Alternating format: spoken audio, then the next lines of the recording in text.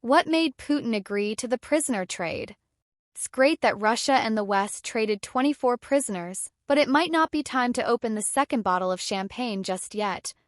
The important question everyone should have is, why would Russia's cruel president agree to the deal? What does it benefit him? We can safely rule out any hint of caring about people. It's not known that Vladimir Putin saves political opponents. He kills them. He doesn't mind killing Russians, Chechens, Georgians, or anyone else who stands in the way of his aims to rule the world. It also doesn't make sense that he really wanted to save Vadim Krassikov, a security service killer who is serving a life sentence in Germany for killing a Chechen soldier from Georgia, or 7 other Russian spies who are in jail. Of course, getting them out of jail was nice, but Putin isn't a softie. It doesn't make him cry when agents are caught. It's also very unlikely that any of these 8 losers will get nice jobs in Putin's government. What's left if compassion and humanitarianism are out of the running? For 3 reasons. To begin, Putin once again proved that he is free to arrest, jail, and kill people. But he also proved that he can get away with it. To put it another way, Putin is the law. It's okay to do what he wants and say. Even though Russians already know it, the message was mostly meant for Westerners who are still foolish and think that the war with Ukraine can end without fully agreeing to Putin's terms. Another thing Putin showed was that it works great to arrest Americans and other Westerners on false charges of spying or anything else. Washington would do almost anything to get a few writers out of jail, even if you had to starve and beat them. Many countries won't deal with terrorists, but the huge exchange of prisoners made it clear that the West is ready to talk with Russia's terrorist leader. The decision not to discuss is based on strong reasoning. Letting terrorists know they can negotiate well will only encourage them to do more terrorism in the future. Based on this line of thinking, Putin will keep jailing Americans and demanding sacrifices like the freedom of Russian spies who are in jail and changes to policy.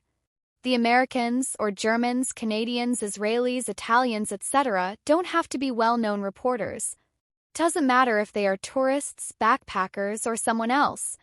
Finally, saying goodbye to Vladimir Kara-Murza and Ilya Yashin, 2 democracy leaders who were being held in horrible conditions, was much more important than getting 8 failed spies back. Alexei Navalny's death in jail went wrong.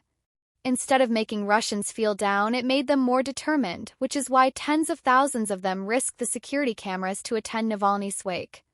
It wouldn't have made a difference if Kara-Murza and Yashin had died on purpose or because they weren't cared for.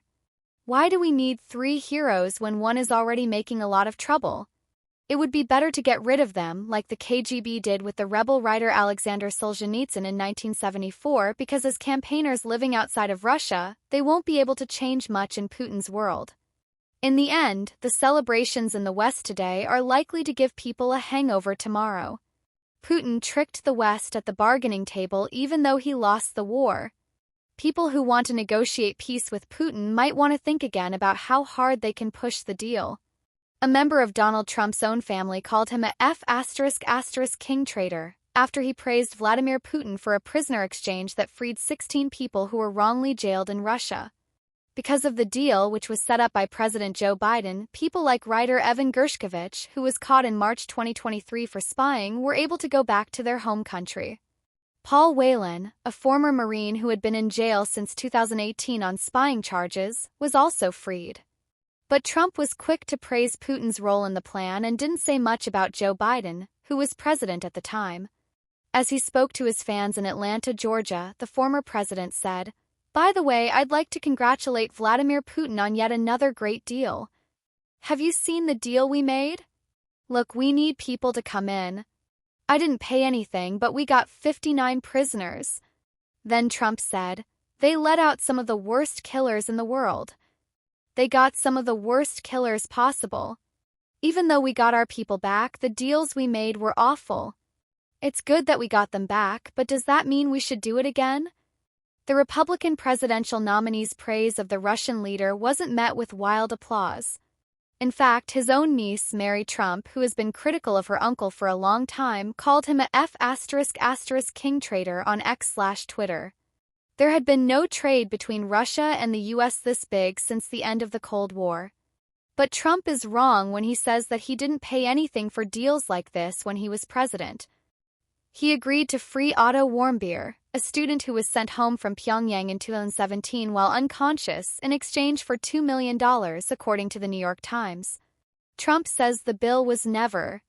However, there are no accounts that Joe Biden agreed to pay any of the prisoners who were freed this week. In another part of his speech, Trump attacked Kamala Harris, the Democrat who is most likely to run against him in November. He said she is low IQ and more left-wing than crazy Bernie Sanders.